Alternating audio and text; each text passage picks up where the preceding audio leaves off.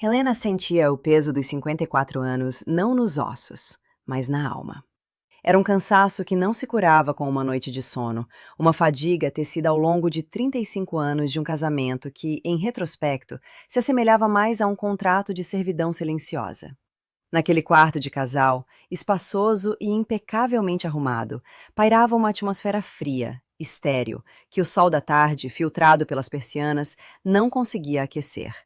Cada objeto, desde os porta-retratos com os filhos sorrindo em uma versão mais jovem e dependente de si mesma, até o lado intocado da cama de Ricardo, gritava a ausência de calor, de vida, de partilha.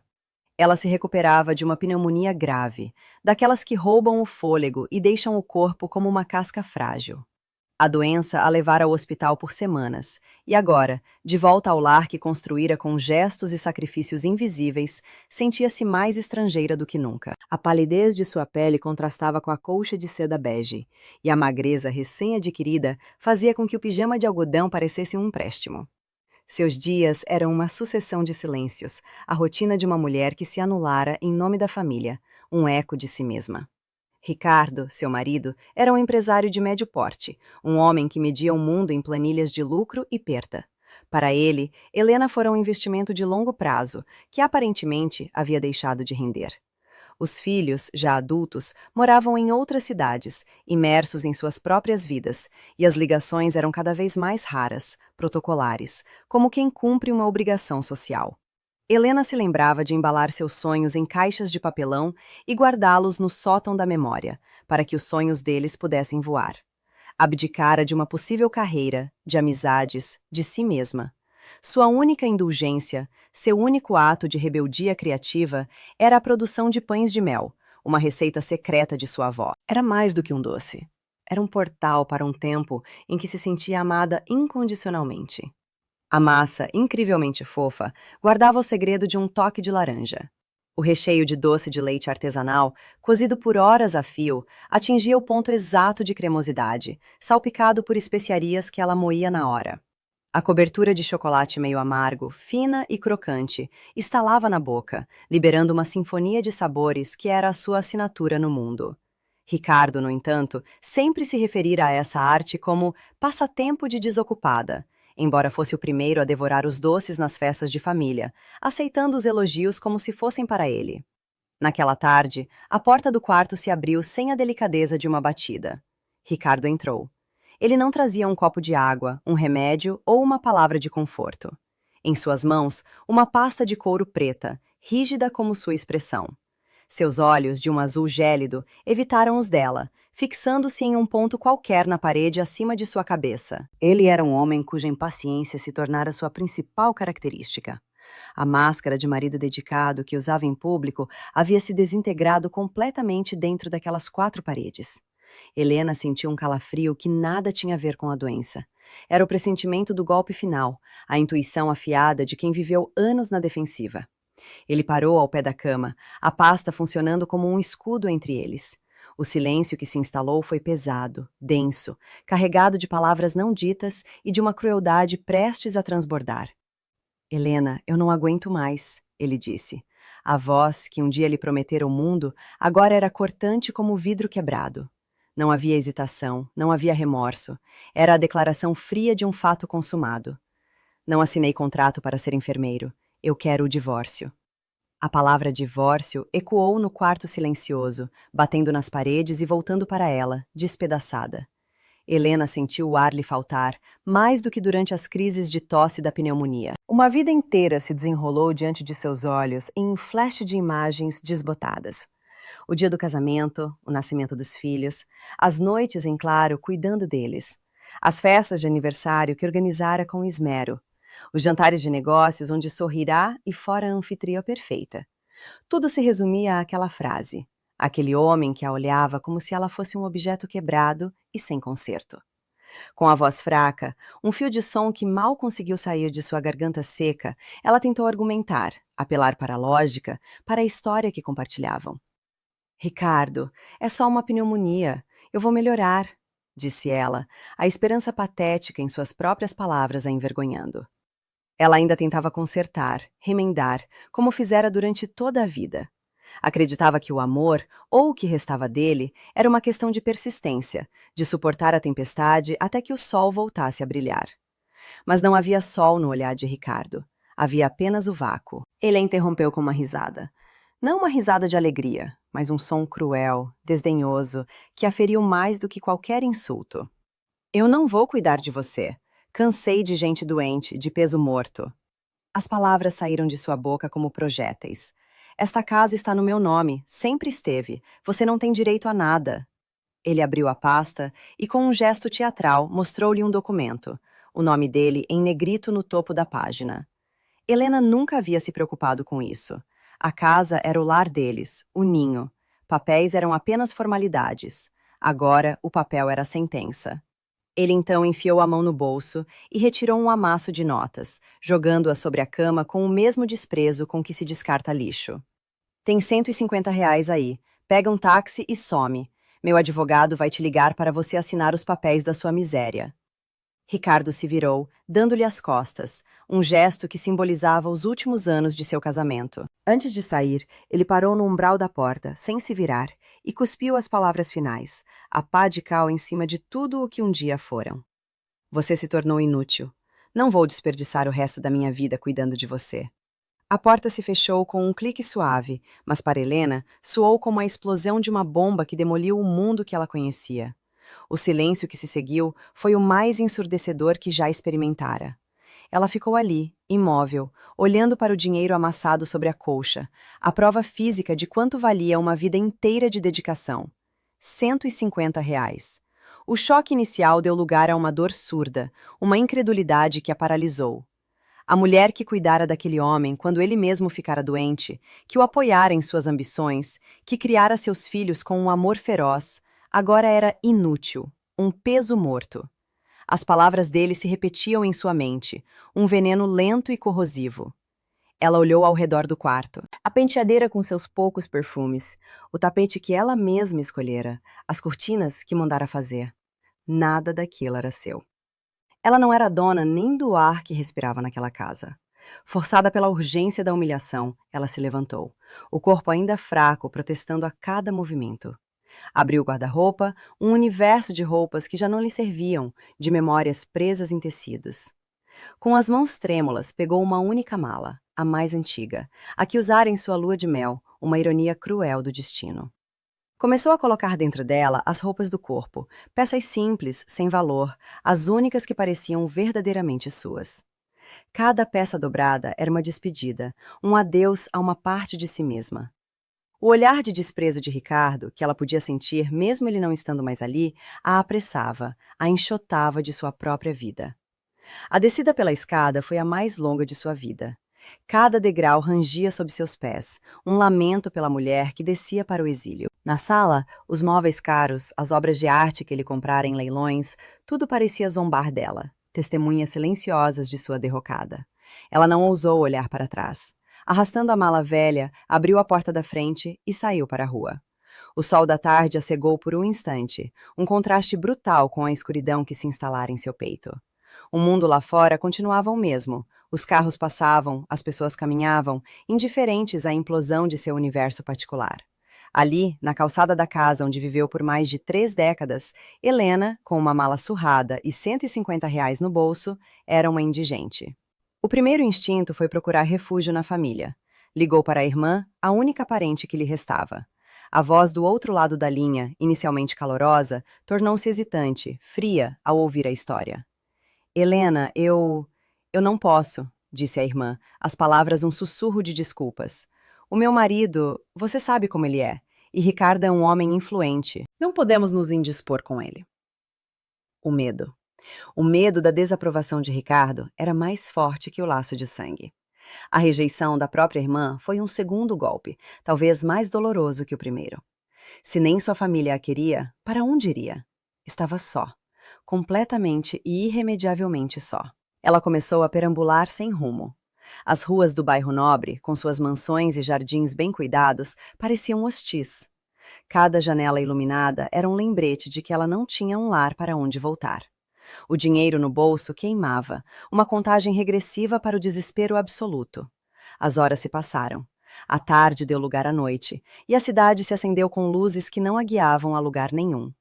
Cansada, com os pés doendo e a alma em frangalhos, ela acabou em um bairro antigo, humilde, do outro lado da cidade. Um lugar que o progresso esquecera, com casas de fachadas descascadas e ruas de paralelepípedos. Era um mundo completamente diferente do seu. Mas, estranhamente, a decadência do lugar espelhava o seu próprio estado de ruína. Sentou-se em um banco de praça, sob a luz amarelada de um poste antigo. A mala ao seu lado era a única prova de que tivera uma vida antes. As lágrimas que segurara com tanta força finalmente vieram. Não eram lágrimas de raiva ou autopiedade, mas de pura e simples dor. Um choro silencioso, de quem perdeu tudo, inclusive a identidade. Quem era ela agora? Não era mais a esposa de Ricardo, a mãe de seus filhos, a dona daquela casa. Era apenas Helena. E Helena não era ninguém. Foi nesse momento de desolação profunda que uma figura se aproximou. Era um homem velho, de cabelos brancos e rosto sulcado por rugas, como um mapa de uma vida longa e difícil. Suas roupas eram simples, manchadas de farinha, e ele andava com a lentidão de quem carrega o peso dos anos.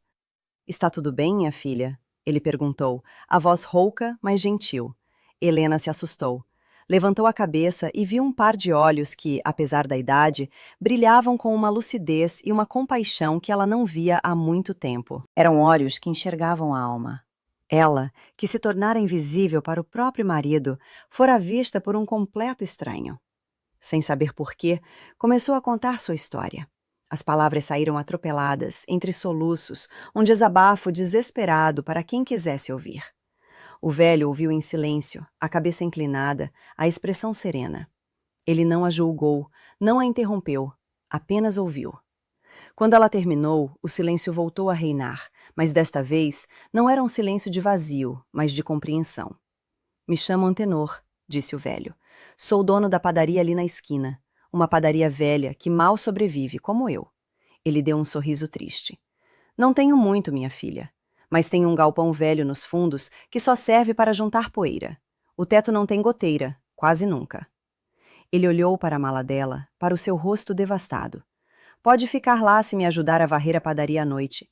Tem até um fogão velho encostado." A oferta era tão humilde, tão inesperada, que Helena ficou sem palavras. Um teto, um trabalho, uma mão estendida no fundo do poço. Era mais do que recebera de sua própria família. Ela o seguiu, arrastando a mala pelas ruas de paralelepípedos. A padaria de seu Antenor era pequena, com um cheiro delicioso de pão fresco que contrastava com a aparência desgastada do lugar. Ele a levou para os fundos, através de um corredor estreito, e abriu uma porta de madeira que rangeu em protesto. O lugar que ele chamava de galpão era um casebre de tijolos, úmido, com um cheiro de farinha velha e terra molhada. Uma única lâmpada amarela, pendurada em um fio desencapado, iluminava um espaço pequeno, com paredes manchadas de mofo e um chão de cimento batido. Havia uma cama de ferro enferrujada em um canto, com um colchão fino e manchado, e no outro canto, um fogão antigo, de 4 bocas, coberto de poeira e teias de aranha. Era o fundo do poço. Mas era também um refúgio. Era o seu refúgio. Naquela primeira noite, deitada na cama de ferro, Helena ouvia os sons da cidade adormecendo e os ratos se movendo nas sombras. O frio da umidade penetrava seus ossos e o cheiro de mofo a sufocava. Ela pensou em sua cama macia, nos lençóis de algodão egípcio, no conforto de sua antiga vida. A vontade de desistir era imensa. Mas então, um aroma invadiu o galpão. Um cheiro quente, reconfortante, de pão assando. Era seu Antenor, começando a labuta da madrugada. Aquele cheiro, o cheiro do trabalho honesto, do esforço que transforma farinha e água em sustento, foi como um bálsamo para sua alma ferida. Naquele momento, no silêncio do galpão, rodeada pelo aroma do pão e pela generosidade de um estranho, Helena reencontrou um fiapo de esperança. Ela não sabia o que o futuro lhe reservava, mas sabia que não podia desistir. A mulher que Ricardo chamara de inútil ainda tinha uma chama acesa dentro de si. Uma chama que, alimentada pela necessidade e pela redescoberta de seu próprio valor, estava prestes a se tornar um incêndio. Os primeiros dias no galpão foram um exercício de sobrevivência. Helena cumpria sua parte do acordo, varrendo o chão da padaria todas as noites, sentindo a poeira de farinha grudar em sua pele e em seus cabelos. Era um trabalho humilde, físico, que a deixava exausta, mas que também a impedia de pensar demais. Durante o dia, ela explorava o pequeno universo do bairro. As pessoas eram simples, trabalhadoras, e havia uma sensação de comunidade que ela nunca experimentara em sua vida de luxo solitário. As donas de casa conversavam nas janelas, as crianças brincavam na rua, e o som do trabalho, marteladas, costuras, conversas altas, preenchia o ar.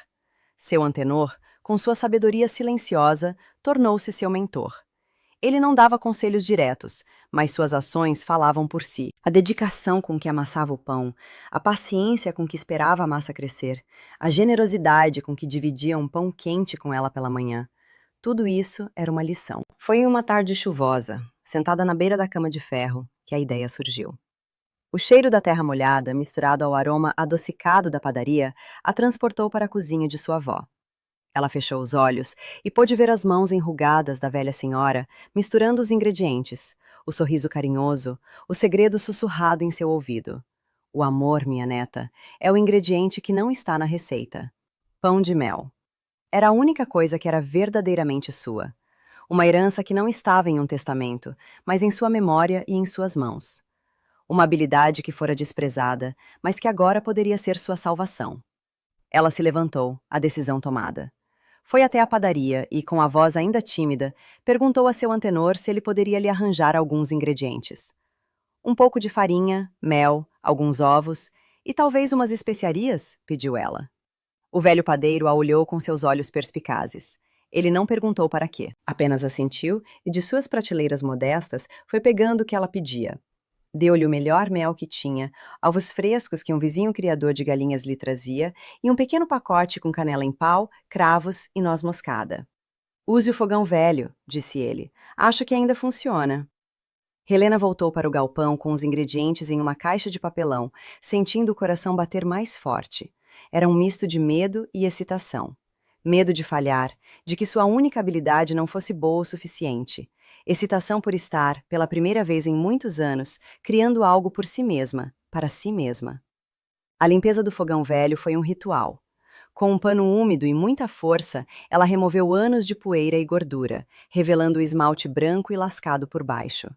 Cada teia de aranha removida era como se estivesse limpando as teias de aranha de sua própria vida. Acendeu o forno, e a chama azul, fraca e vacilante a princípio, ganhou força, aquecendo o pequeno ambiente. O processo de fazer o pão de mel era uma meditação. O roteiro, gravado em sua alma, desdobrou-se com uma fluidez que a surpreendeu. O som do mel espesso, de um âmbar profundo, caindo na panela de alumínio que seu antenor lhe emprestara, era uma música para seus ouvidos. O chiado da manteiga derretendo, liberando um aroma de nozes. E então, o perfume mágico das especiarias. Ela não usava medidores. Quebrou o pau de canela com as mãos, sentindo a textura áspera, e o cheiro amadeirado se intensificou.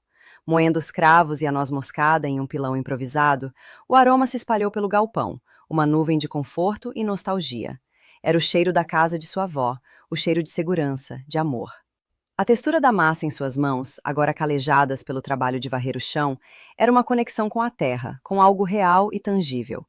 Era aveludada, elástica, viva. Ela a trabalhou com delicadeza, sentindo-a responder ao seu toque. O brilho do chocolate sendo temperado em uma velha pedra de mármore que encontrara nos fundos foi o toque final de sofisticação. O chocolate derretido, escuro e brilhante, era como uma promessa de que mesmo as coisas mais amargas poderiam se transformar em algo doce e desejável. A primeira fornada, assada no forno caprichoso do fogão velho, que ela teve que vigiar a cada minuto, exalou um perfume que transbordou do galpão. Era uma mistura complexa e inebriante de chocolate, mel, especiarias e bolo recém-assado. Um perfume que contava uma história. O cheiro atraiu a primeira cliente. Dona Elvira, uma vizinha costureira, apareceu na porta do galpão, o nariz farejando o ar. Menina, que cheiro é esse que está vindo daqui? Pensei que fosse o padeiro inventando moda. Helena, tímida, mostrou-lhe os pães de mel recém-banhados no chocolate, ainda brilhando sobre a pedra de mármore. Os olhos de Dona Elvira se arregalaram. Pão de mel? Faz anos que não como um que preste. Ela provou um, e sua expressão se transformou. Foi do ceticismo à surpresa, e da surpresa ao puro deleite. Minha Nossa Senhora, disse ela. Isso aqui não é um doce, é uma oração. Naquele dia, Helena vendeu seus primeiros pães de mel, enrolados em papel manteiga, vendidos por um preço que ela mal sabia calcular. O dinheiro que recebeu, algumas notas amassadas e moedas, pareceu-lhe mais valioso do que qualquer joia que Ricardo já lhe dera. Era o fruto de seu trabalho, de sua arte, de sua resiliência. A notícia se espalhou pelo bairro com a velocidade do aroma de suas especiarias. De porta em porta, na calçada em frente à padaria, Helena começou a vender sua produção diária. A progressão era lenta, mas constante. Os R$ 150 da humilhação foram usados para comprar ingredientes de melhor qualidade. O pote de pão de mel, que começou a vender por R$ 5, tornou-se um objeto de desejo.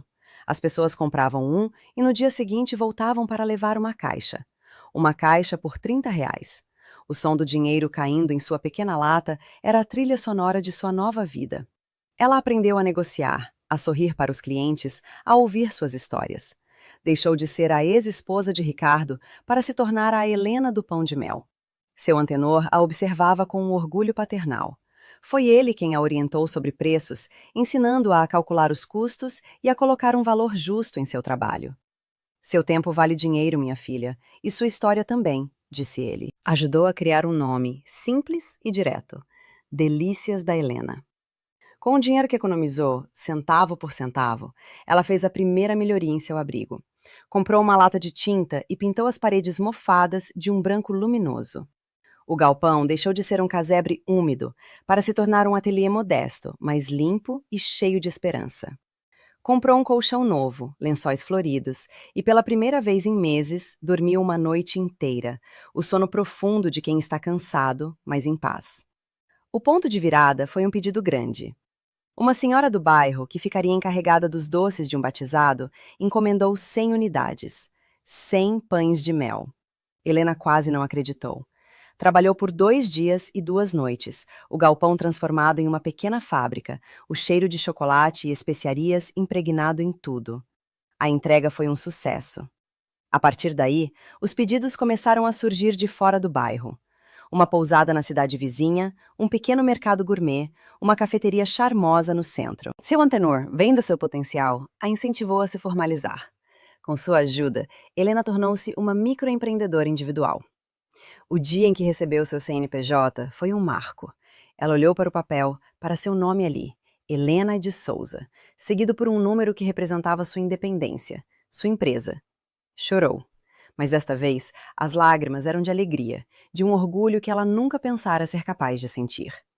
A Delícias da Helena estava nascendo, não de um plano de negócios, mas da necessidade, do talento e da coragem de uma mulher que se recusou a ser inútil.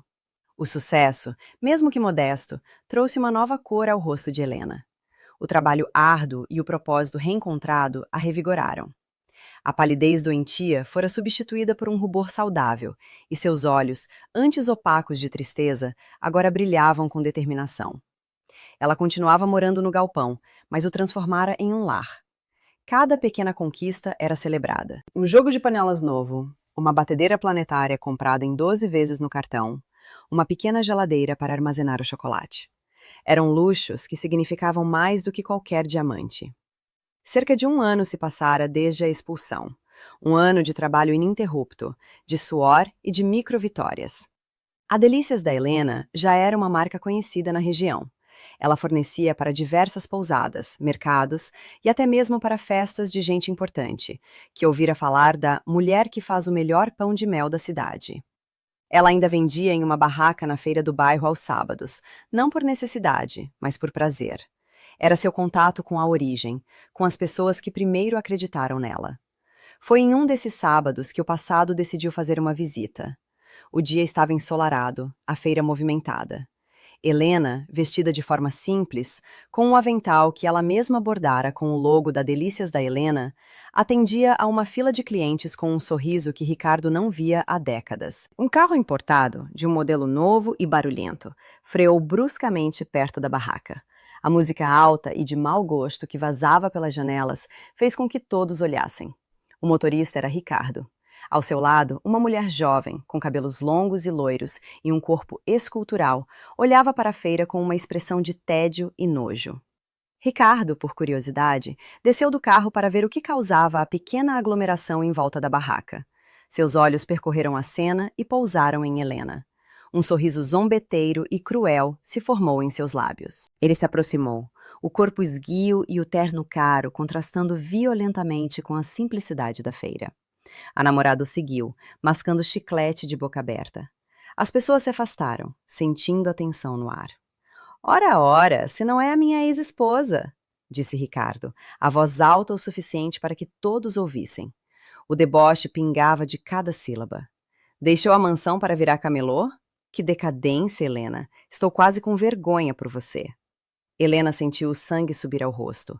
O sorriso que tinha nos lábios morreu. Ela se manteve em silêncio, o coração martelando contra as costelas, as mãos firmes na borda da barraca para não tremerem. Ricardo pegou um pão de mel do expositor sem pedir permissão. Analisou-o com desdém, como se estivesse inspecionando um inseto. Vamos ver se pelo menos isso você aprendeu a fazer direito. Deu uma mordida pequena, mastigou lentamente, a expressão calculada. Então, com um gesto de repulsa, jogou o resto do doce no chão, pisando em cima dele com seu sapato italiano de couro. Até que não é ruim, para uma coisa de pobre. Ele olhou para ela, os olhos frios perfurando-a. Isso é o melhor que você conseguiu fazer da vida? Viver de esmolas e improviso? Ele riu, um som que fez o estômago de Helena revirar. A namorada riu junto, uma risada estridente e vazia. Ele se virou, passou o braço pela cintura da moça e caminhou de volta para o carro. Vamos, querida, este lugar está me dando alergia. O carro partiu cantando pneu, deixando para trás uma nuvem de poeira e uma mulher com as bochechas queimando de humilhação. A cena durou menos de 1 minuto, mas para Helena pareceu uma eternidade. O silêncio que se abateu sobre a barraca foi pesado. Os clientes a olhavam com uma mistura de pena e solidariedade. Dona Elvira, a costureira, sua primeira cliente, aproximou-se e colocou a mão em seu ombro. Não ligue para esse traste, Helena. Ele não vale o chão que você pisa. As palavras de conforto, no entanto, não conseguiam apagar a imagem do pão de mel esmagado no chão. Seu trabalho, sua arte, sua superação, tudo reduzido a coisa de pobre e jogado fora como lixo. Naquela noite, de volta ao seu galpão, Helena não chorou. A humilhação, em vez de quebrá-la, forjou algo novo dentro dela. A dor se transformou em aço. A tristeza deu lugar a uma fúria fria e determinada. Ela olhou para o seu reflexo em um pequeno espelho que comprara. Viu uma mulher mais velha, com marcas de cansaço, mas com um fogo nos olhos que ela não reconhecia. Era o fogo da determinação. Ricardo previra seu fracasso total. Ela, em silêncio, jurou que faria dele o pior profeta do mundo. Aquele pão de mel esmagado no chão não seria o símbolo de sua humilhação, mas o combustível para sua ascensão. A guerra não estava terminada, estava apenas começando. Os 2 anos seguintes foram uma vertigem de trabalho e crescimento. A humilhação pública funcionou como um catalisador. Helena canalizou toda a sua dor e raiva para a delícias da Helena. Ela não queria apenas sobreviver, ela queria construir um império. O galpão nos fundos da padaria de seu antenor ficou pequeno. Com um pequeno empréstimo conseguido no banco do bairro, onde o gerente era um fã de seus doces, ela alugou uma cozinha industrial. O lugar era antigo, mas espaçoso. Comprou fornos maiores, batedeiras mais potentes e uma mesa de inox que brilhava sob as luzes fluorescentes. O cheiro de chocolate e especiarias agora preenchia um quarteirão inteiro. Ela começou a contratar. Sua primeira funcionária foi a filha de Dona Elvira, uma jovem que havia perdido o emprego. Depois, contratou outras mulheres da comunidade. Mulheres que, como ela, precisavam de uma segunda chance. Mães solteiras, viúvas, mulheres que haviam sofrido violência doméstica. A cozinha da Delícias da Helena tornou-se um refúgio, um lugar de sororidade e empoderamento. Helena não era apenas uma chefe, era uma líder. Ensinava a receita com a mesma paciência que sua avó lhe ensinara, mas também ensinava sobre dignidade, independência e a importância de ter o próprio dinheiro. Ninguém nunca mais vai nos chamar de inúteis, dizia ela, enquanto enrolavam os pães de mel. A marca cresceu exponencialmente. Os potes com a etiqueta simples e elegante da Delícias da Helena começaram a aparecer nas prateleiras dos melhores supermercados da capital.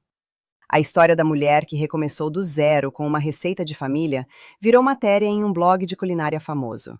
depois em uma revista de empreendedorismo local. Helena, a mulher que fora expulsa de casa com R$ 150, agora era a rainha do pão de mel. Ela comprou seu primeiro carro, um modelo popular, usado, mas que para ela era mais luxuoso que qualquer carro importado de Ricardo. Com ele, passou a fazer as próprias entregas, supervisionando cada detalhe. Criou uma pequena frota de carros de entrega, todos plotados com a marca Delícias da Helena. Vê-lo circulando pela cidade era uma vitória diária. Enquanto isso, a vida de Ricardo seguia o caminho inverso.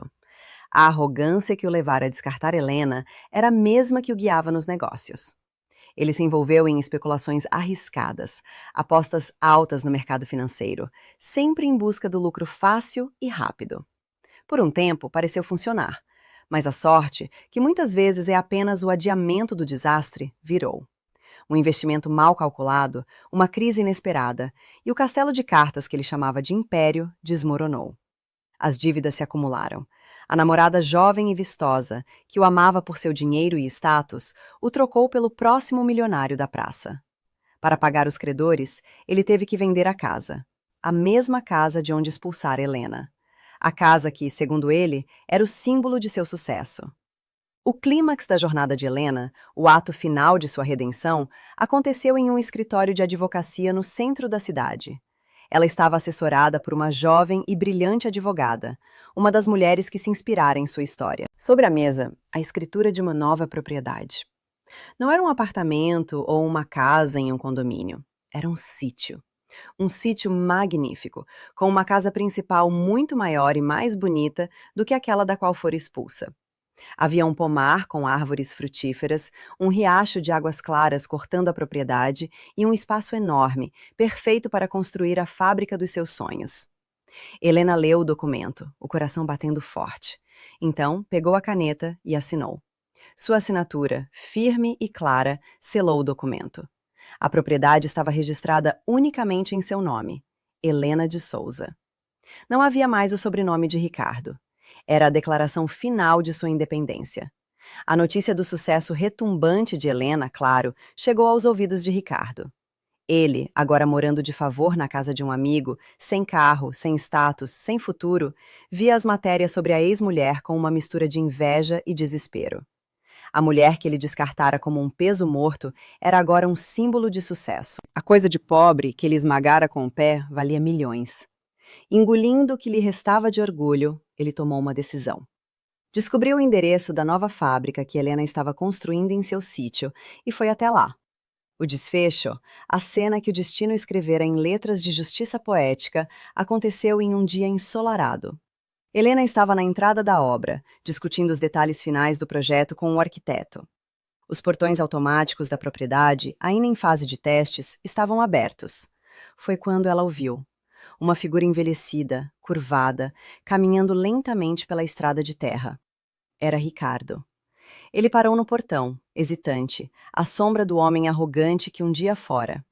Vestia roupas gastas, e seu rosto estava marcado pela derrota. Ele a viu, e com um esforço visível, caminhou em sua direção. Helena, ele começou, a voz fraca, eu soube do seu sucesso. Parabéns. Ele olhou ao redor, para a grandiosidade da obra, para a prosperidade que emanava de tudo ali. A humilhação estava estampada em seu rosto. Eu fui um tolo, um idiota. Me perdoa, eu estou na miséria. Seus olhos se encheram de lágrimas, as primeiras lágrimas que Helena o via derramar. Lágrimas de autopiedade. Será que você não poderia me arrumar um emprego? Qualquer coisa. Varrer o chão. Eu faço qualquer coisa. Ou talvez um empréstimo, pelos velhos tempos. Helena o encarou. O homem que a humilhara, que a chamara de inútil, que a deixara doente e sem nada, agora estava ali, implorando por sua ajuda. Ela vasculhou seu coração em busca de ódio, de raiva, de um desejo de vingança, mas não encontrou nada disso. O que sentia era uma piedade fria, distante. Ele não era mais o monstro que assombrava seus pesadelos. Era apenas um homem patético, colhendo os frutos amargos de suas próprias escolhas. Ela não era mais a mulher frágil que ele descartara. Era Helena de Souza, a dona de seu destino. Com a calma de quem venceu a guerra e encontrou a paz, ela respondeu. A voz, firme e serena, não continha um pingo de hesitação. Me desculpe, Ricardo. Minha empresa tem uma política rigorosa de não contratar pessoas que não sabem cuidar do que é valioso. Ela fez uma pausa, deixando o peso de suas palavras assentar. Olhou nos olhos, não com desprezo, mas com a certeza de quem se conhece profundamente. E, além disso, ela continuou, cada palavra um tijolo no muro que o separava para sempre de sua vida. Eu não vou desperdiçar os meus melhores anos cuidando de você. Ela lhe deu as costas. Um gesto simples, mas que encerrava uma vida inteira de subserviência. Caminhou em direção à sua próspera fábrica, ao seu futuro, sem olhar para trás. Automaticamente, como se sentissem a resolução de sua dona, os portões começaram a se fechar. O som suave do motor elétrico foi o último som que Ricardo ouviu de seu mundo. As grades de ferro se uniram, fechando-o do lado de fora, no passado, na miséria que ele mesmo construíra. Do lado de dentro, Helena, banhada pelo sol, respirou fundo, o ar puro do campo enchendo seus pulmões. O cheiro não era mais de farinha velha e mofo. Era o cheiro de terra fértil, de flores, e ao longe, um aroma doce e inconfundível. O cheiro de chocolate, mel e especiarias. O cheiro da vitória. Essa história nos faz pensar: o que é verdadeiramente valioso em nossas vidas? Deixe sua opinião nos comentários. Se você se emocionou com a jornada de Helena, não se esqueça de curtir este vídeo, se inscrever no canal para mais histórias inspiradoras e compartilhar com alguém que precisa de uma dose de esperança. Sua interação nos ajuda a continuar trazendo conteúdo que toca a alma.